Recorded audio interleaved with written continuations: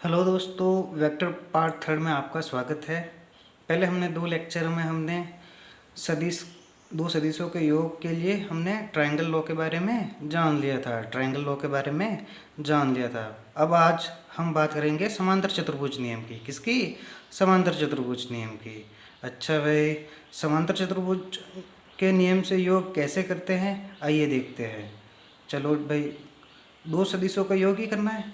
हाँ, मान लीजिए कि कोई ये एक ए सदिश है, वो इस दिशा में है। किस ओर?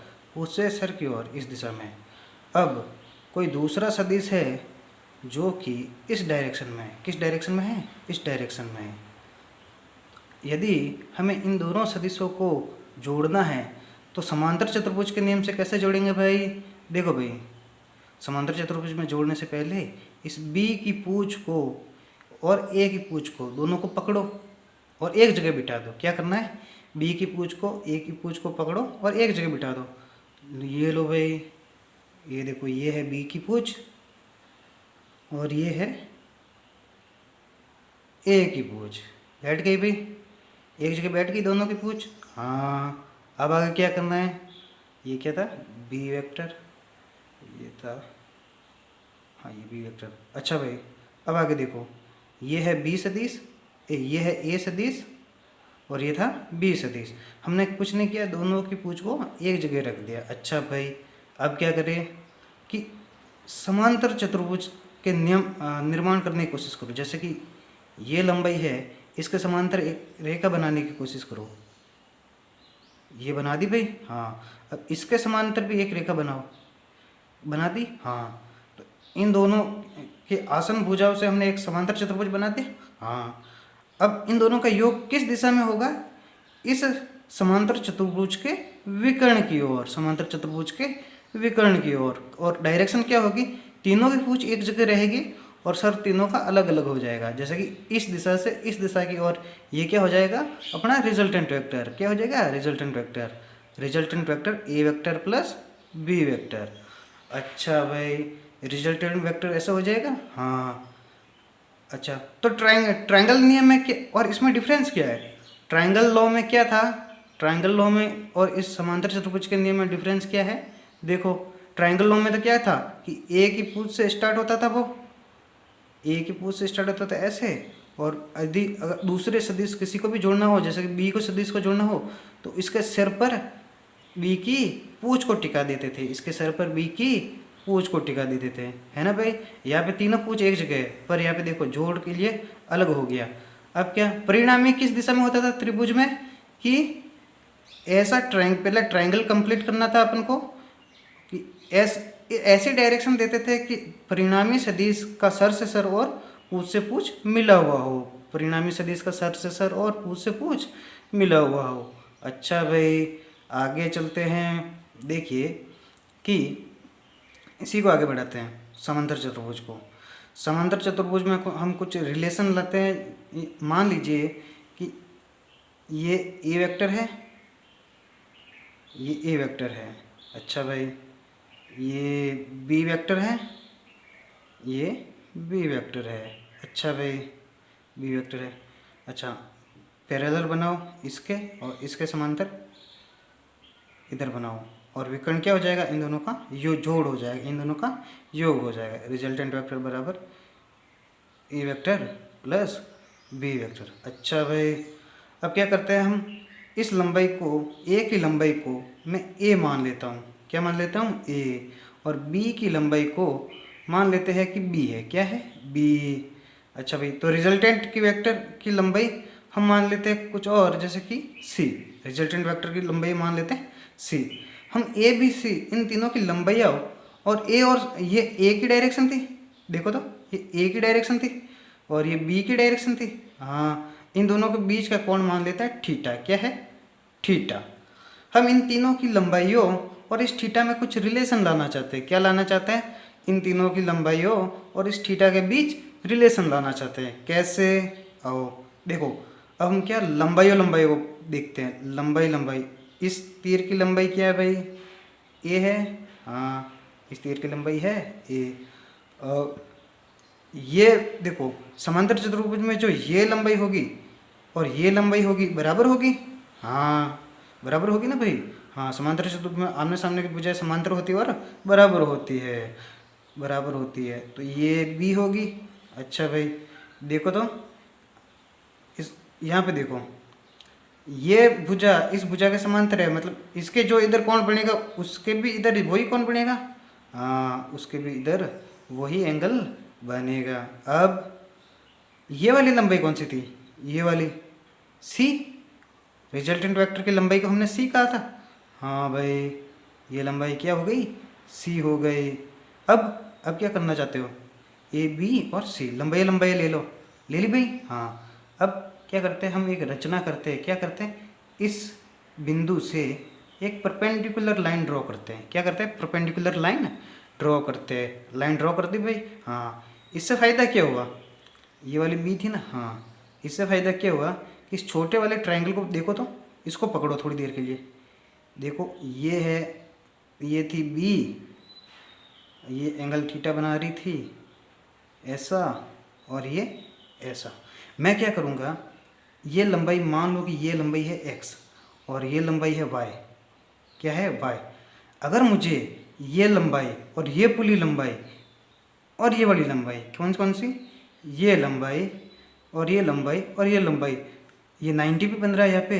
तो मैं पाइथागोरस प्रमेय लगाने के लिए मुझे कम से कम एक्स और वाई की वैल्यू चाहिए ना। ये तो अननोन राशि अभी तक ज्ञात थोड़ी हुई है। हाँ क्या चाहिए, अननोन राशियों को ज्ञात करना पड़ेगा।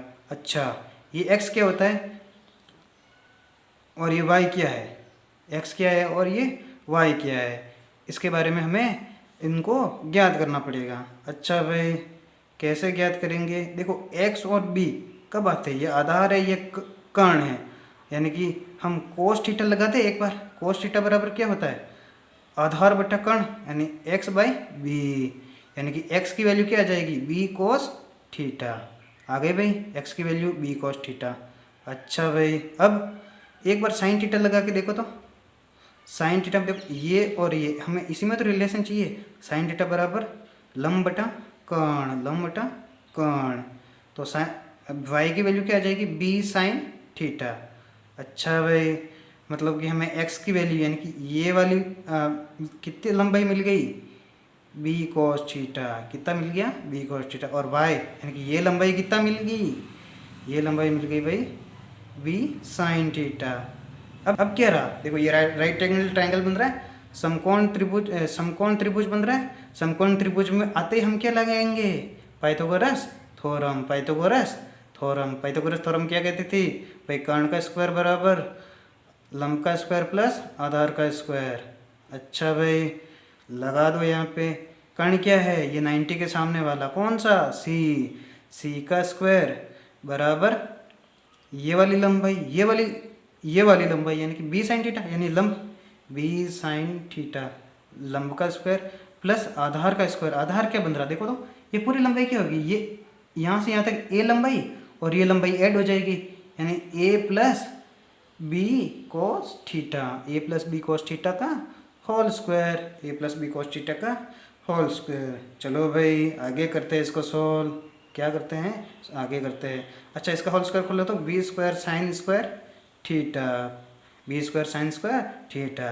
अच्छा ये ए प्लस बी का होल स्क्वायर टाइप बन गया, ए प्लस बी का whole square type. A plus B का होल स्क्वायर कैसे खोलते थे अपन को याद है, मान लीजिए ये और ए प्लस बी का होल स्क्वायर होता था A square plus B square plus 2 times of A B. याद आया कुछ, हाँ याद आया।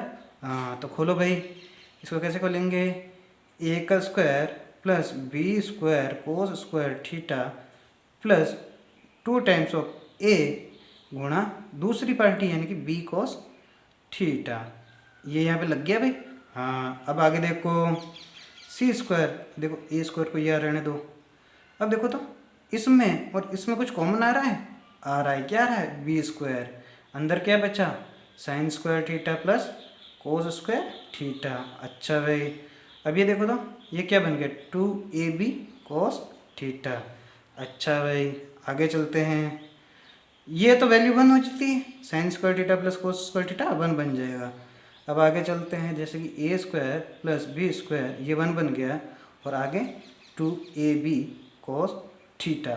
अच्छा, इनकी लंबाइयों और देखो ए बी और ये परिणामी सदिश की लंबाई, ये ए की लंबाई थी, ये बी सदिश की लंबाई थी, ये परिणामी सदिश की लंबाई थी, और ये थीटा क्या था यहाँ पे? सबसे बड़ी बात यहाँ पे थीटा क्या था आपको पता है? जहाँ थीटा क्या था? सदिश ए व सदिश बी के बीच का कोण, सदिश ए व सदिश बी के बीच का कोण। अच्छा भाई, ये बीच का कोण होता था। अच्छा, ये रिलेशन बहुत ही इम्पोर्टेंट है, अच्छा भाई, ए सदिश और बी सदिश के बीच का कोण थीटा। इस प्रकार यदि हमें किसी सवाल में तीनों लंबाई दे रखी हो तो क्या हम ए सदिश और बी सदिश के बीच में एंगल निकाल सकते हैं? हाँ, बिल्कुल निकाल सकते हैं। अच्छा भाई, अच्छा यहाँ पे देखो तो वापस, ये ए की दिशा थी, ये बी की दिशा थी, ये थीटा था, तो ये अगर तीनों की लंबाई दे रखी तो हम थीटा पता कर सकते हैं। हाँ, थीटा पता कर सकते हैं। अच्छा देखो तो ए सदिश और रिजल्टेंट सदिश के बीच का एंगल देखो तो ये, और ए सदिश और बी सदिश के बीच का एंगल तो ये थीटा हमने माना हुआ था। ए सदिश और रिजल्टेंट के बीच का एंगल मैं थोड़ी देर के लिए अल्फा मानता हूँ, ए और रिजल्टेंट के बीच, यानी कि ए और रिजल्टेंट यानी सी था, ये अल्फा मानता हूँ। क्या मानता हूँ? अल्फा। अच्छा, यहाँ पे टेन अल्फा लगाना, तो टेन अल्फा क्या होता है? लंब, यानी कि ये वाली लंबाई बटा आधार, यानी ये वाली लंबाई। अच्छा, तो टेन अल्फा बराबर क्या आएगा? लंब बटे आधार, यानी कि बी साइन थीटा अपॉन में ए प्लस बी कोस थीटा, यानी कि ये पूरी लंबाई ए प्लस ये वाली लंबाई बी कोस थीटा, लंब बटे आधार। अच्छा भाई, अच्छा ये अल्फा क्या होता है? जहाँ अल्फा क्या होता है? सदिश ए तथा सदिश ए व परिणामी सदिश ए व सदिश आर के मध्य का कोण, सदिश ए व सदिश आर के मध्य का कोण। अच्छा भाई, समझ में आया? हाँ, चलो अब देखो, हमें सवाल किसी भी तरह से पूछे अब तो हम बता सकते हैं। अच्छा भाई, एक एग्जांपल ट्राई करते हैं। जब तक आप क्या करिएगा, ये वाला फॉर्मूला थोड़ी देर के लिए याद रखिए। अच्छा भाई, चलो सवाल करते हैं आगे। एग्जांपल है जिससे कि आपको समांतर चतुर्भुज के नियम को समझने में मदद होगी। समांतर चतुर्भुज के नियम को समझने में मदद होगी। किस तरह से भाई? देखते हैं। देखो सवाल क्या पूछ रहा है, ये दो बल F1 F2 एक वस्तु पर कार्यरत है। अच्छा, बल एक सदिश राशि होती है, बल क्या होती है? सदिश राशि होती है। अच्छा भाई, दो बल है F1 और F2 एक वस्तु पर कार्यरत है। एक बल दूसरे बल का दो गुना है, एक बल दूसरे बल का दो गुना है। मैं मान लेता हूँ कि मेरे पहले बल की लंबाई मान लीजिए F है। क्या है? पहले बल की लंबाई है F, तो दूसरे बल की लंबाई क्या हो जाएगी? दूसरा बल, एक बल दूसरे बल का दुगना है, तो किसी को दोनों में से एक को दुगना कर दूँ, एक को कर दिया। अच्छा भाई, तथा परिणामी F1 और F2 का योग क्या होता था? याद है? अगर इनमें इसे F1 कह दूं और इसे F2 कह दूं तो ये इनका योग होता था, सर से सर और पूछ से पूछ, F1 प्लस F2। इसकी लंबाई कितनी देर की? इस तीर की लंबाई बड़े बल के परिमाण के बराबर होगी। बड़ा वाला बल कौन सा है? 2F, तो इसकी भी लंबाई क्या है? 2F है। तो हकीकत में क्या रहा है कि जो F2 है उसकी लंबाई भी 2F है, और इनके रिजल्टेंट के भी लंबाई भी 2F है, और जो F1 की लंबाई है वो भी F है, जो कि हमने मानी हुई थी। अच्छा भाई, अब क्या कह रहा है? दो बलों के, इन दोनों बलों के मध्य का एंगल पता करना है। किस किस के बीच? F1 और F2 के बीच में। अच्छा भाई, F1 और F2 के बीच में मतलब ये और ये, यानी कि ये वाला एंगल पता करना है। अच्छा, ये कैसे निकलता है? अच्छा, यहाँ पे मैंने ट्रायंगल लो बता दिया। आप देखिए, आप इससे मत कीजिए अभी। हाँ, दोनों ही तरीके सही है, पर आपको देखने में दिक्कत होगी, क्योंकि मैं तो ये कर दूंगा पर आपको दिक्कत होगी। आप क्या करिए, ये चित्र याद कीजिए। कौन सा? ये पहला सदिश था, अभी भी समझाया ना? कौन सा? समांतर चतुर्भुज के नियम से। ये दूसरा सदिश था, पहला सदिश था और ये दूसरा सदिश था। इनका परिणामी समांतर चतुर्भुज के नियम से क्या कहते थे भाई, एक समांतर चतुर्भुज ड्रॉ करो, उसका जो विकर्ण होगा ना वही इन दोनों का योग होगा, वही इन दोनों का, ये टेढ़ा मेढ़ा बन गया थोड़ा, इन दोनों का योग होगा F1 प्लस F2 का मॉड। अभी देखो ये भी 2F आ गया, ये भी 2F आ गया, और ये भी ये F था। अच्छा भाई, तो दो ब्लॉक के मध्य का कोण यानी कि F1 और F2 के बीच का ये वाला कोण, ये हमें ज्ञात करना है। अभी हमने बताया था, अभी समांतर चतुर्भुज के नियम में हमने फॉर्मूला देखा था, कौन सा, डिस्टेंट वेक्टर की लंबाई का स्क्वायर, दो ए का स्क्वायर प्लस बी का square plus 2 times of A B cos theta. अच्छा भाई देखते हैं, देखो क्या होता था कि जो रिजल्टेंट वेक्टर है उसकी लंबाई सी थी वहाँ पे, उसका whole square is equal to पहले सदिश की लंबाई का स्क्वायर प्लस दूसरी सदिश की लंबाई का स्क्वायर प्लस 2 टाइम्स ऑफ पहला सदिश दूसरा सदिश की लंबाई कोस थीटा। अच्छा भाई, रिजल्टेंट वेक्टर यहाँ पे क्या है, 2F, 2 times of F, resultant vector की लंबाई क्या है 2F, 2F का होल स्क्वायर बराबर पहले सदिश की लंबाई हमने क्या मानी थी, F का स्क्वायर, और अब दूसरे सदिश की लंबाई क्या मानी थी, ये होल स्क्वायर लगाओ, दूसरे सदिश की लंबाई क्या मानी थी 2F का whole square plus 2 times of पहला सदिश गुणा दूसरा सदिश गुणा कोस थीटा, पहला सदिश गुणा दूसरा सदिश गुणा कोस थीटा। अच्छा भाई, यहाँ से देखो 2F स्क्वायर से 2F स्क्वायर कट गया, हाँ भाई, अब इस F स्क्वायर को उधर ले जाऊंगा तो ये माइनस का F स्क्वायर हो जाए, हाँ हो गया। तो देखो तो 2 इंटू 2 4 और F स्क्वायर, और यहाँ पे क्या था कोस थीटा, क्या था कोस थीटा। अच्छा भाई, इसको तो उधर फेंक दिया था, हाँ देखो F स्क्वायर से F स्क्वायर भी कट गया, हाँ कट गया, तो ये कोस थीटा की वैल्यू क्या आई, ध्यान से देखो तो ये -1/4, -1/4, तो थीटा की वैल्यू क्या आई, cos inverse -1/4, cos inverse -1/4, cos inverse -1/4 यानी कि कहाँ मिल रहा है, सी ऑप्शन, सी ऑप्शन सही है, सी ऑप्शन सही है। अच्छा भाई, ये तो थीटा निकला, देखो तो थीटा कोस इनवर्स ये वाला किन किन के बीच, F1 और F2 के बीच का एंगल, कोस इनवर्स -1/4। अच्छा, आई होप आपको ये लेक्चर भी समझ में आया होगा और इस समांतर चतुर्भुज के नियम को आपको समझने में मदद मिली होगी। अच्छा भाई, अब हम अगले लेक्चर में इन सदिशों को घटकों में वियोजित करना सीखेंगे, क्या घटकों में तोड़ना सीखेंगे। भाई कोई भी ये सदिश दे रखा होगा उसको हम घटकों में कैसे तोड़ते हैं, उसका x कंपोनेंट और y कंपोनेंट में हम उनको रिजॉल्व करना सीखेंगे। चलो भाई, धन्यवाद।